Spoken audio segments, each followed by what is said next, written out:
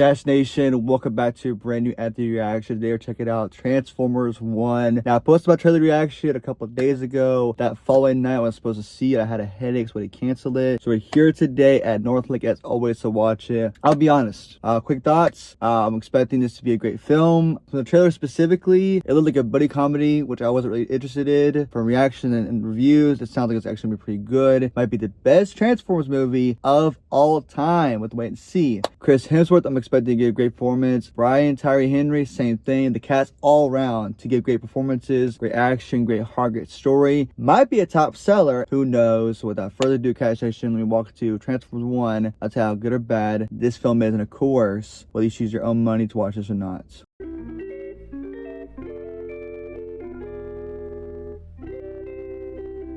So, we just got done watching Transformers 1. I need your thoughts first. That was a really good movie. I was surprised. Yeah. It was very solid. I like the animation. I like the story. Even though it was animation, it wasn't dumbed down. It had a lot of different layers to it and such.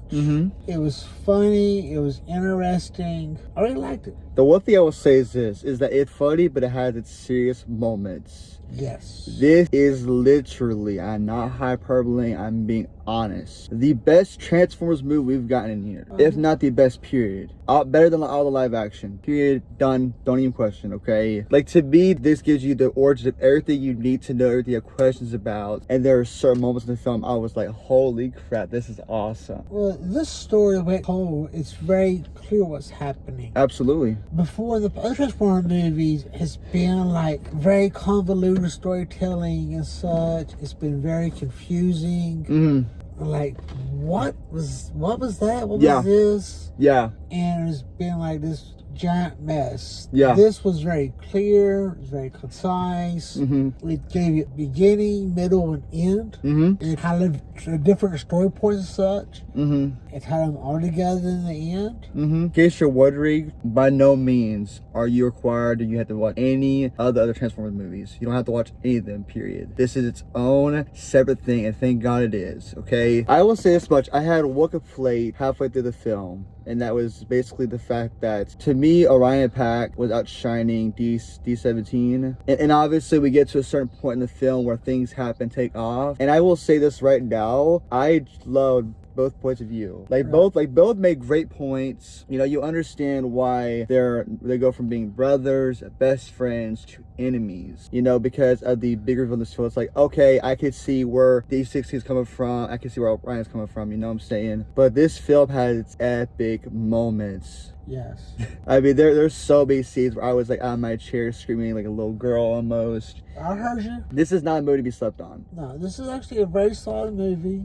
It's kid friendly. Yeah. It's not. There's no point in this film. There's no cuss words really. It's all fun and games. But again, when the moment needs to be serious, it is 100% serious. Okay. And I loved it how we got to learn so much more about these characters that we have in the last 10 or so years. Yes. This movie finally explains like what Transformers are, where they come from, why Optimus Prime and Megatron are the way they are, what caused all this to happen in the first place, and finally explains that. Yeah. Because before, it's like, you know, you see these movies, why this stuff happens, you never understand the why, the how.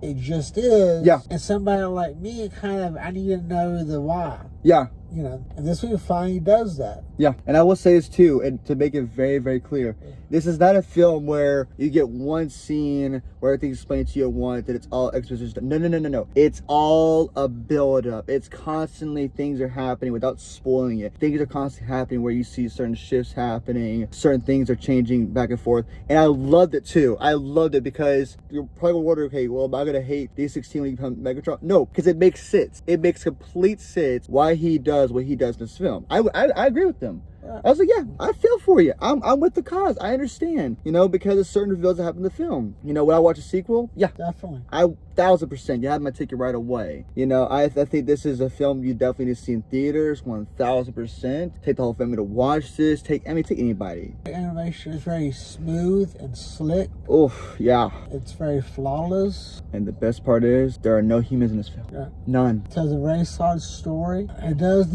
open, in my opinion, a sequel. Yeah. There's going to be an obvious door to a giant conflict in the next movie. Yeah. If there is one. Yeah. Which to me, obviously there has to be. Absolutely. The way it's done is the story is told over time, so it's not this giant like information dump. Yeah, no. And so, like, if you miss something, you're not totally lost.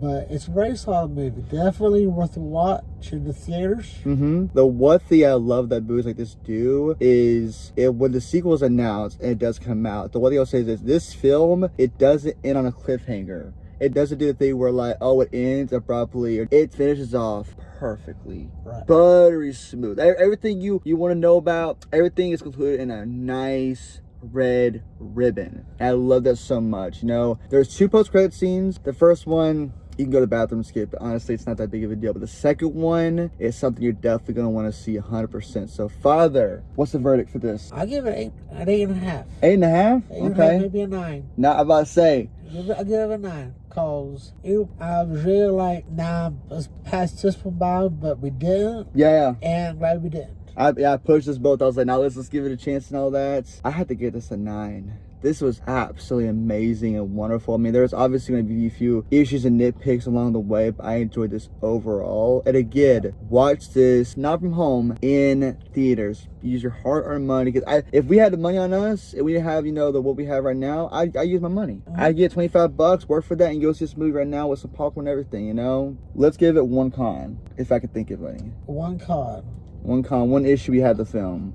Oh. Some of the humor didn't land, which is fine. Some of the humor didn't land. Some of the humor was kind of redundant. There's a guy with B that just didn't work for me, unfortunately. That's redundant. But again, we're nitpicking really at this point. Chris Hemsworth and Brian Tyree Henry, great performances. I enjoyed them all around. There was never a moment in the film, I don't know if I can speak for you exactly, where I didn't miss Peter Cullen, his voice at all in this film. I enjoyed the freshness of the young Optimus Prime, if you will. Right. And they do get to that point, and I promise you it's well earned. But anything else you want to say con-wise?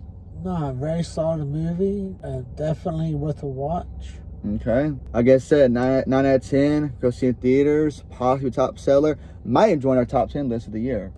Definitely could. And as always, thank you for watching. Like and subscribe. And before we go, Brian Tyree Henry, Scarlett Johansson, Michael Keaton Key, excellent performances. Don't forget.